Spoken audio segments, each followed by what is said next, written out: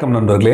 இன்னைக்கு நம்ம ரொம்ப முக்கியமான 2 தகவல்களை பத்தி நம்ம பார்க்க போறோங்க. அதுலயும் குறிப்பா இப்ப மேற்கத்திய நாடுகள், ஊடகங்கள் மட்டும் இல்ல, நெட்டிசன்ஸ், ஒட்டுமொத்த அபிஷியல்ஸ், முக்கியமான அதிகாரிகள் எல்லாருமே இன்னைக்கு இந்தியா மேல கடும் கோபத்தை காமிச்சிருக்காங்க. ஒரு மிகப்பெரிய ஒரு அழுத்தம், பிரஷர் கொடுக்கிற முயற்சிகளை தொடங்கியிருக்காங்க. எப்பொழுதும் போல ட்ரம்ப் அவர்கள் தான் இதை செய்வார் அப்படின்னு நம்ம எதிர்பார்த்துட்டு இருந்தோம். ஆனா ட்ரம்ப் அவர்கள்கிட்ட இருந்து இதுவரைக்கும் எந்த ஒரு அழுத்தமும் வரல. இதுக்கான காரணம் என்ன? உண்மையிலே புட்டின் அவர்களோட விசிட், இந்த பயணம் இந்தியாவுக்கு சாதகமா, இந்தியாவுக்கு ஒரு பெனிஃபிட்டா இருக்க போதா அப்படின்னு நிறைய விஷயங்கள் இருக்கு. நம்ம இதை பத்தி பார்க்க போறோம். முடிஞ்ச அளவுக்கு இந்த வீடியோவை ஸ்கிப் பண்ணாம பாருங்க. நண்பர்கள், சேனல் புதுசா வந்தீங்கன்னா சப்ஸ்கிரைப் பண்ணி உங்களோட ஆதரவுகளை கொடுங்க. ஸோ நம்ம ஃபர்ஸ்ட் பார்க்க போற விஷயம் என்ன அப்படின்னு பார்த்தீங்கன்னா, நேற்று கூட ட்விட்டர்ல நிறைய பேர் கேட்டிருந்தீங்க. அதுலயும் இன்ஸ்டாகிராம்ல மெசேஜ்ல வர லிங்க்லாம் கொடுத்து ஒரு சில பேர் இதை பத்தி பேசுங்க அப்படின்னு சொல்லியிருந்தீங்க. இண்டிகோ ஏர்லைன்ஸ் இந்தியாவோட அதிகமான பேசஞ்சர்ஸ் பயன்படுத்துகிற ஒரு ஏர்லைன்ஸ். உண்மையாலே நிறைய பிளேயர்ஸ் வந்துட்டு போயிட்டாங்க. இண்டிகோ ஏர்லைன்ஸ் மாதிரியான ப்ராஃபிட்டை எந்த நிறுவனத்தாலையும் கொடுக்க முடியல. அவ்வளோ எல்லா இடத்துலையுமே அவங்களோட ஆப்ரேஷனல் கேப்பபிலிட்டி இருக்கும். அப்படி ஒரு ஏர்லைன்ஸ் திடீர்னு ஒரு மேஜர் ஆப்ரேஷனல் கொலாப்ஸ் ஏற்பட்டிருக்கு. அப்படியே சரிஞ்ச மாதிரி ஒட்டு மொத்தமாக சரிஞ்சிருக்கு. ஒரு வாரத்துக்கு முன்னாடி கேன்சல் பண்ணலன்னா கூட பரவாயில்ல, 2 நாளைக்கு முன்னாடி ஃப்ளைட் கிளம்புறதுக்கு 2 நாளைக்கு முன்னாடி இதை ஆப்ரேட் பண்ண முடியாது. கேன்சல் பண்ணிட்டா வேற எதாவது பார்த்துட்டாவது போவாங்க பேசஞ்சர்ஸ். ஆனால் ஏர்போர்ட்டுக்கு வர வச்சு அங்கே போய் கேன்சல் பண்ணுறது அப்படின்றது உண்மையாலே ஹியூமிலேட் பண்ணுறதுக்கு ஈக்குவலாக தான் நம்ம பார்க்க வேண்டியது இருக்குது. ஸோ உண்மையிலே எல்லா விதமான பேசஞ்சர்ஸ், அதாவது ஃப்ளைட்டு புக் பண்ணுறாங்கன்னா கடைசி நிமிஷத்தில் போய்க்கலாம். ரிசப்ஷன் 6 மணிக்குன்னா நம்ம 5 மணிக்கு போகலாம் அப்படின்னு 5 மணிக்கு அங்கே ரீச் ஆனால் போதும்னு ஒரு 3 மணிக்கு கிளம்பி ஃப்ளைட்டு பிடிச்சிட்டு போகிறவங்களாம் இருக்காங்க, பொண்ணு மாப்பிள்ளையே. ஸோ அப்படி இருக்கிற சிச்சுவேஷன்லாம் இப்போ எந்த அளவுக்கு ஒரு மாற்றம் ஏற்பட்டிருக்கு, எவ்வளவு பாதிப்புக்குள்ளாயிருக்கும்னு நம்ம யோசிச்சாலே தெரியும். ஆனால் இந்த ஏர்லைன்ஸ் வேணுக்கிட்டுமே அரசாங்கத்தை பழி வாங்கறதுக்காக இந்த வேலைகளை பண்றாங்கன்னு ஒரு தரப்புல சொல்றாங்க. இன்னொரு தரப்புல இப்ப நம்மளோட டிஜிசிஏ கொண்டு வந்த இந்த ஏர்போர்ட் அத்தாரிட்டிஸ் எல்லாருமே கொண்டு வந்த ஒரு சில அமெண்ட்மெண்ட்ஸ், இப்படிதான் செயல்படணுன்ற ரூல்ஸை அவங்களால ஃபாலோ பண்ண முடியாம திணறாங்க அப்படின்ற விஷயங்களும் இன்னொரு பக்கம் சொல்லப்படுது. ஸோ இதுல இண்டிகோ வாண்டடா பண்ணியிருக்கலாம் அரசாங்கத்துக்கு எதிராக பண்றாங்க அப்படின்றதுக்கான காரணங்களும் நம்ம இந்த ஒரு பிரச்சனைகள் பார்க்க வேண்டியது இருக்கு. ஏன்னா இந்த ஏர்ஃபேர் கேப்பா இருக்கட்டும், அதுக்கப்புறம் இந்த பைலட்ஸ் ரெஸ்டிங் பீரியட்ன்றதை இன்க்ரீஸ் பண்ணியிருக்காங்க. ஸோ இந்த மாதிரி நிறைய ரூல்ஸ் அண்ட் ரெகுலேஷன் அவங்க ரொம்ப எல்லாருமே கட்டுப்பாடோட, ரொம்ப கம்மி ஸ்பெண்டிங்கோட லாபம் பார்த்துக்கிட்டு இருந்த இந்த ஏர்லைன்ஸுக்கு இப்போ திடீர்னு இப்படி ஒரு பாதிப்பு ஏற்பட்டிருக்கனால பழி வாங்குறாங்க அப்படின்னு சொல்றாங்க. ஸோ இது ஒரு பக்கம் எப்படி இருந்தாலும் அவங்க ஸ்ட்ரிக்டர் சேஃப்டி ரூல்ஸ் ரெகுலேஷன்ஸை பைலட் ஃபாலோ பண்ணி தான் ஆகணும். அவங்க அதை ஃபாலோ பண்ணாதான் எந்த ஒரு பாதிப்பும் ஏற்படாது அப்படின்றதுக்காக இது ஆரம்பத்தில் எடுத்துகிட்டு வந்த அமெண்ட்மெண்ட்ஸ் கொஞ்சம் கொஞ்சமாக அப்படியே மாறி ஒரு ஃபேஸ், செகண்ட் ஃபேஸ்னு அப்படியே மாற்றி கொண்டு இம்ப்ளிமெண்ட் பண்ணியிருக்காங்க. நவம்பரில் இம்ப்ளிமெண்ட் பண்ணது இப்போ மிகப்பெரிய ஒரு விஷயமா மாறி இருக்கு. அதுவும் அதிகமான டிராவலர்ஸ் ஒரு வருஷத்துலேயே நவம்பர் டிசம்பர்ல தான் அதிகமாக டிராவல் பண்ணுவாங்க. அது எல்லாமே இன்னைக்கு ஒரு பெரிய பாதிப்பு ஏற்பட்டிருக்கு. ஆனால் உண்மையாலே அரசாங்கம் நேரடியாக இதில் இன்வால்வ் ஆகி இந்த கிரைசிஸை சமாளிச்சிருக்கணும். ஏன்னா பேசஞ்சர்ஸ் அவ்வளோ பேர் ஒரு மிகப்பெரிய துயரத்தில் இருக்காங்க. சாப்பாடு கூட இல்லாமல் சண்டை போட்டு அப்படியே ஏர்போர்ட் சிச்சுவேஷன் ரொம்ப ஒஸ்டான ஒரு சிச்சுவேஷனாக மாறி இருக்கு அப்படின்றதான் தெரியுது. ஸோ என்ன ஆக்சுவலாக அவங்களால பண்ண முடிஞ்சிருக்கு அப்படின்னு பார்த்தீங்கன்னா, இது வரைக்கும் மேண்டேட்ரி ரீஃபண்ட் அனௌன்ஸ் பண்ண சொல்லியிருக்காங்க அரசாங்கம். அப்புறம் ப்ரைஸ் இன்க்ரீஸ் ஆகிறத கம்மி பண்ணுறதுக்கான முயற்சிகள் மேற்கொண்டு இருக்காங்க சொல்லப்படுது. அதுக்கப்புறம் நோட்டீஸ் கொடுத்துருக்காங்க எல்லாருக்குமே. இண்டிகோ நிறுவனத்தோட டாப் மேனேஜ்மெண்ட் எல்லாருக்குமே நோட்டீஸ் கொடுத்துருக்காங்க. அதுக்கப்புறம் ஹை லெவல் என்கொயரிக்காக ஒரு டீமை ஃபார்ம் பண்ணியிருக்காங்க சொல்லப்படுது. இன்னொன்று ஐஆர்சிடிசி ரயில்வே சப்போர்ட் அந்த இடத்துல ஒரு தனியா ஒரு ஸ்டால் அவங்களுக்கு கொடுத்து ரயில்வே சப்போர்ட் ஏதாவது பாசிபிலிட்டிஸ் இருக்கான்னு ஒரு விஷயங்களை கொண்டு வந்துட்டு இருக்காங்கன்னு சொல்றாங்க. ஸோ இதெல்லாம் நடந்துகிட்டு இருக்கு. இதுல இன்னொரு முக்கியமான விஷயம் என்னன்னா, துருக்கிக்கு மறைமுகமா இந்த ஆபரேஷன் சிந்தூர் நடந்துகிட்டு இருக்கும் போது இந்த ஏர்லைன்ஸ் இண்டிகோ துருக்கியோட டைப் வச்சிருந்தாங்க. ஸோ நிறைய ஸ்பேஸ், பாகிஸ்தானோட ஏர் ஸ்பேஸை மொத்தமா ஷட் டவுன் பண்ணியிருக்கும் போது இருக்கும்போது துருக்கி ஏர்லைன்ஸ் வந்து அவங்க மட்டும் டிராவல் பண்ணிட்டு இருந்தாங்க. ஸோ அவங்களோட போட்ட டைப்னால இண்டிகோ வந்து அப்போ லாபம் சம்பாதிச்சுட்டு இருந்தாங்க.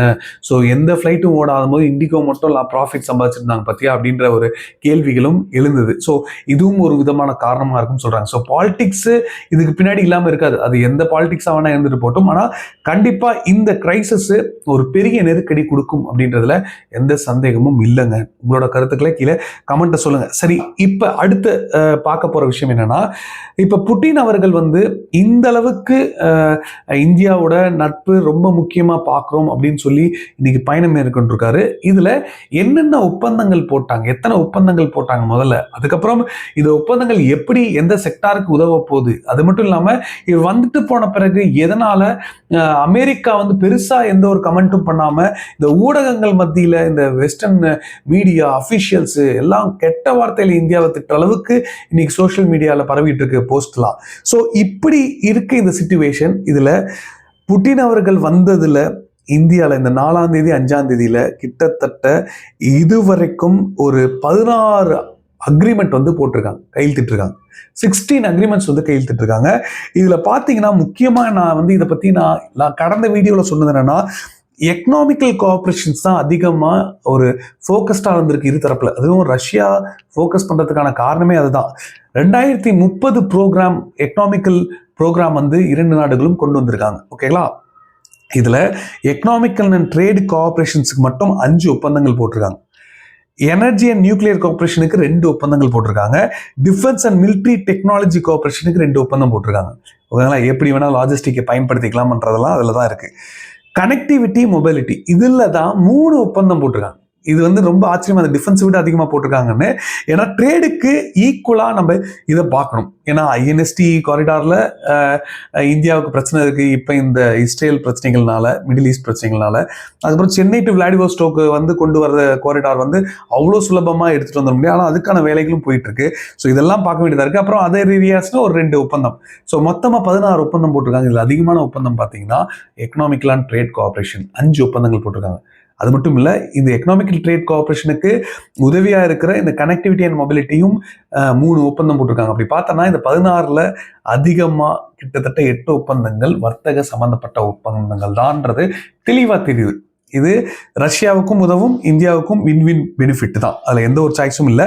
இப்போ இந்த ஒப்பந்தங்கள் போட்டு இவ்வளோ வெளிப்படையாக எல்லா ஊடகங்களும் ஷேர் பண்ணிட்டு இருக்காங்க. அதிகமாக வெஸ்டர்ன் மீடியா வந்து அவர் எப்படி ரெட் கார்பெட் வெல்கம் பண்ணலாம்ன்ற ஒரு கடுப்பில் பயங்கரமான வார்த்தைகள் பயன்படுத்தி நிறைய அஃபிஷியல்ஸ், முன்னாள் ஃபார்மர் மிலிட்ரி சீஃப், அதாவது ஃபார்மர் மிலிட்ரி ஆஃபீஸர்ஸ் வந்து எல்லாருமே வந்து இப்போ கமெண்ட் பண்ணிக்கிட்டு இருக்காங்க. ஸோ இப்படி இருக்கும்போது நம்மளோட ஃபாரின் மினிஸ்டர் வாத்தி ஜெய்சங்கர் அவர்கள் வந்து கடுமையான ஒரு பதிலடியும் கொடுத்துருக்காரு.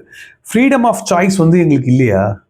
நீங்க என்ன தடுக்கிறதுக்கு? நாங்க எங்களோட independent policy, independent foreign relations வந்து நாங்க வந்து மேஜர் பவர்ஸ், எல்லா வேர்ல்டுல இருக்க மேஜர் பவரோட நாங்க செயல்படுத்திட்டு இருக்கோம். இந்த ஒரு நாடு அந்த ஒரு நாடு இல்லை. உங்க ட்ரம்ப் வந்தா சரி, எந்த நாட்டோட தலைவர் வந்தாலும் அதே மாதிரி தான் நாங்க ஈக்குவலா தான் ட்ரீட் பண்றோம். யாரையுமே பெருசு சிறுசுலாம் நாங்க பார்க்கல. ஸோ இது எங்களோட இண்டிபெண்டன்ட் ஃபாரின் ரிலேஷன்ஸ். இதை நீங்க எப்படி இது தப்பு, அவனோட பழகு இவனோட பழகுன்னு சொல்லலாம்னு மறுபடியும் அவங்களுக்கு புரிகிற பாஷையிலேயே சொல்லியிருக்காரு நம்மளோட ஃபாரின் மினிஸ்டர் ஜெய்சங்கர் அவர்கள். இது மட்டும் இல்லாமல் நெகட்டிவ் இம்பேக்ட் வந்து நெகோசியேஷனோட, இந்த யூஎஸ் உடனான ட்ரேட் நெகோசியேஷனில் இது கொண்டு வரும்னு எதிர்பார்க்குறாங்க சில பேருன்றது தான் சூசகமாக அவர் சொல்லியிருக்காரு அப்படின்னு நமக்கு தெரியுது. சரி, இந்தியாவுக்கும் ரஷ்யாவுக்கும் ட்ரேட் ரிலேஷன்ஸை அவங்க ரஷ்யா இந்த சாதகம் பயன்படுத்தி அவங்க இந்தியாவோட எல்லா இன்ட்ரெஸ்ட்டும் புரிஞ்சுக்கிட்டு வந்து ஒப்பந்தம் போடுறாங்க. இந்த மாதிரி டேரிஃப் வச்சு மிரட்டலை, புரியுதுங்களா? ஆனாலும் இப்போ ட்ரம்ப் அவர்கள் ரொம்ப அமைதியாக இருக்கார், புரியுதுங்களா? புட்டின் வந்து அமெரிக்காவுக்கு வந்தது பெரிய விஷயம் இல்லை, அவருக்கு ரெட் கார்பெட் போட்டு வெல்கம் பண்ணதெல்லாம் பெரிய விஷயம் இல்லை அலாஸ்காவில். ஆனால் இந்தியாவை பண்ணாதான் அது பெரிய விஷயமா இன்னைக்கு ஒட்டுமொத்த வெஸ்டர்ன் கண்ட்ரிஸ் பார்க்குறாங்க. இருக்கட்டும், ஆனால் இந்தியாவும் யூஎஸும் இப்போ ஒரு அமைதியாக ஒரு மிகப்பெரிய ஒரு தண்டனை கொடுக்குற மாதிரியான வேலைகள் யூஎன்ல கொண்டு வராங்க. அது யாருக்குன்னா முக்கியமாக பாகிஸ்தானுக்கு தான் ஒரு பெரிய செட்பேக்காக இருக்க போது. இந்த விஷயத்தில் இந்தியாவும் அமெரிக்காவும் ஒன்றா இருக்காங்களேன்னு சந்தோஷப்பட வேண்டியதாகவும் இருக்குது. ஏன்னா அவங்க இப்போ பாகிஸ்தான் பேஸ்டு பயங்கரவாத அமைப்புகளான லஷ்கர்-இ-தொய்பா, அதுக்கப்புறம் ஜெய்ஷ்-இ-முகமது, இந்த 2 அமைப்புகளோட கிளை அமைப்புகளாக செயல்படுற எல்லா அமைப்புகளையும் பிடிச்சி ட்ரேஸ் அவுட் பண்ணி இது இவ்வளோதான் இருக்குன்னு யூஎன் செக்யூரிட்டி கவுன்சிலில் 1267 சாங்ஷன் ரெஜிமே வந்து போடணும் இவங்க மேலே அப்படின்னு சொல்லியிருக்காங்க. இதுக்கான முக்கியமான காரணம் என்னன்னு பார்த்தீங்கன்னா, டார்கெட்டிங் ப்ராக்சி பேக்கர்ஸ், மறைமுகமாக அவங்க பேர் இல்லாமல் வேற பேர் பயன்படுத்தி அவங்களுக்காக வேலை செய்கிறது, இவங்க மொத்தமாக டார்கெட் பண்ணணும். ரெண்டாவது, தண்டனை நடவடிக்கை, கடுமையான தண்டனை வந்து கொடுக்கணும் அப்படின்ற விஷயங்களை சொல்லியிருக்காங்க. அதுக்கப்புறம் குளோபல் அசட்டை வந்து ஃப்ரீஸ் பண்ணணும், டிராவல் பேன் இருக்கணும், அப்புறம் ஆர்ம்ஸ் சம்மந்தப்பட்ட எந்த விஷயங்களுமே அவங்க ஈடுபடக்கூடாது அப்படின்ற மாதிரி இந்த தடைகளுக்கான உத்தரவை இந்தியாவும் அமெரிக்காவும் ஒன்றிணைஞ்சு யூஎன்ல கொண்டு வர போறாங்கன்னு சொல்லப்படுது. பைலாட்டரல் டயலாக்ஸ் வந்து அதிகரிக்கணும். அது மட்டும் இல்லாமல் மொத்தமாக என்னென்ன அட்டாக்ஸ் நடந்ததோ இரு நாடுகளும் ஒருமித்த குரல்ல வந்து குரல் கொடுக்கணும் அப்படின்னு சொல்லியிருக்காங்க. ஸோ மல்டிலேட்டரல் கோஆபரேஷன்ஸும் அதிகமாக இருக்கணும். இப்போ பார்த்தீங்கன்னா இந்த ஃபினான்ஷியல் ஆக்ஷன் டாஸ்க் ஃபோர்ஸ் ஃபாஃப்டை வந்து எப்படி பயன்படுத்தி, இந்த கூட்டமைப்பை பயன்படுத்தி எப்படி ஆன்டி டெரரிசம் வந்து செயல்படுத்த முடியும், இந்த டெரரிசமுக்கு கவுண்டர் பண்ண முடியும் அப்படின்ற விஷயங்கள் வேலை பார்க்குறாங்கன்னு சொல்லப்படுது. உண்மையிலே அமெரிக்காவும் இந்தியாவும் ஒரு சிறப்பான வேலைகள் வந்து பண்ணிக்கிட்டு இருக்காங்கன்றதுல எந்த ஒரு மாற்று கருத்தும் இல்லை. குவாடு நான் கடைசியாக மென்ஷன் பண்ணேன், அதில் இன்னொரு விஷயம் சொல்லப்பட வேண்டியதாக இருக்குது. ஏன்னா 2025 குவாடோட சம்மிட்டு இந்தியா தான் ஹாஸ்ட் பண்ணியிருக்கணும். ஆனால் ஜனவரி மாதம் ட்ரம்ப் வராரு சொன்னாங்க, வரல. டிசம்பர் வருவாங்கன்னாங்க, நவம்பர் வருவாங்க, நவம்பரும் வரல. ஸோ குவாடு தலைவர் லெவல் மீட்டிங் இந்த வருஷம் ஃபுல்லாக நடக்கல. புரியுதுங்களா? ஸோ இப்படி இருக்கும்போது ஏன் ட்ரம்ப் நவம்பருக்கு அப்புறம் வரலன்னா நமக்கே தெரியும், இன்னும் இந்த டீல் போட்ட மாதிரி இல்லை. ஆனால் பிரதமர் மோடி அவர்கள் சந்தித்து பேசியிருக்காரு. சரி இருக்கட்டும், ஒரு சில விஷயங்கள் அங்கே பேசினாலும் சவுத் ஆப்பிரிக்காவுக்கு அவர் வரலன்னோடனே தான் மோடி அவர்கள் போனார் அப்படின்ற ஒரு சில கிரிட்டிசிசமும் இருந்தது. இருக்கட்டும், இதில் குவாடும் counter terrorism working group CTWG இந்த குரூப் மூலமாக இந்தியா ஹாஸ்ட் பண்ணியிருக்காங்க. டிசம்பர் 3ஆம் தேதி புட்டின் அவர்கள் வர்றதுக்கு முன்னாடியே யூஎஸும் இந்தியாவும் வந்து அதிகாரிகள் உட்காந்து பேச்சுவார்த்தை நடத்திருக்காங்க. இதுல US டெலிகேட்ஸ், ஜப்பான், ஆஸ்திரேலியா 3 பேருமே பார்ட்டிசிபேட் பண்ணியிருக்காங்க. ஓகேங்களா? ஸோ இது தவிர இன்னும் என்னென்ன கோல்ஸ் இருக்கு, டீப்பான ஒரு கோஆபரேஷனு, அது மட்டும் இல்லாமல் எப்படி கவுண்டர் பண்ணணும் டெரரிசமுக்கு அப்படின்ற எஃபர்ட்ஸுக்காக இந்தோ பசிபிக் ரீஜன்ல இன்டெலிஜென்ஸ் ஷேரிங் வந்து கொண்டு வரதுக்கான பெஸ்ட் ப்ராக்டிஸ், இன்டெலிஜென்ஸ் ஷேரிங்கு இது எல்லாமே வந்து கொண்டு வரதுக்கான முயற்சிகள் வந்து மேற்கொள்றாங்க சொல்லப்படுது. இதுல வந்து உளவு சம்பந்தப்பட்ட தகவல்கள் ஒன்றா கேப் இல்லாம இருக்கட்டும் அப்படின்னாலும் இப்போ இது எப்படி கோஆர்டினேட் பண்ண போறாங்க, இன்டர்நேஷனல் லிஸ்ட் ஆஃப் டெரரிஸ்ட், அதாவது பயங்கரவாதிகளோட ஒருமித்த குரல்ல எல்லா நாடுகளுமே இவங்கெல்லாம் இந்த அமைப்பை சேர்ந்தவங்கன்னு தெரிஞ்சுக்கிட்டா மட்டும்தான் அதை வந்து செய்ய முடியும். ஸோ அதுக்கான வேலைகள் இந்தியா பண்ணுவாங்கன்னு தோணுது. ரொம்ப தீவிர சிந்தனை உள்ள ஒரு சில அமைப்புகளை வந்து டார்கெட் பண்ணி இதை பண்ணுவாங்க அப்படின்றது தான் நமக்கு தெரியுது. ஸோ கண்டிப்பாக இது இப்போ இந்தியா ஒரு முக்கியமான ஃபோக்கஸில் வச்சுருக்காங்க அப்படின்னு பார்க்கலாம். ஸோ இதோட நம்ம இந்த வீடியோவை நிறைவு செஞ்சுப்போம். கண்டிப்பாக உங்களுக்கு இந்த தகவல் கரெக்டாக வந்து சேர்ந்துருக்கும்னு நம்புகிறேன். உங்களுக்கும் இது பிடிச்சிருந்தா நீங்கள் உங்கள் ஃப்ரெண்ட்ஸ்கிட்ட ஷேர் பண்ணுங்கள். அதே மாதிரி இது தவிர வேறு ஏதாவது கருத்துக்கள் இருந்தாலோ, நீங்கள் ஏதாவது சொல்லணும்னு ஆசைப்பட்டாலும் எந்த ஒரு தயக்கமும் வேண்டாம், தாராளமாக கீழே கமெண்ட்டில் சொல்லலாம். இல்லாட்டி டேரெக்டாக எனக்கு மெசேஜ் பண்ணுங்கள். இன்ஸ்டாகிராம் லிங்க் வந்து டிஸ்கிரிப்ஷனில் கொடுத்துருக்கேன். கண்டிப்பாக உங்கள் மெசேஜுக்கு நான் ரிப்ளை பண்ணுறேன். கடைசி வரைக்கும் பார்த்தமைக்கு ரொம்ப ரொம்ப நன்றி. ஜெய்ஹிந்த், பாய்.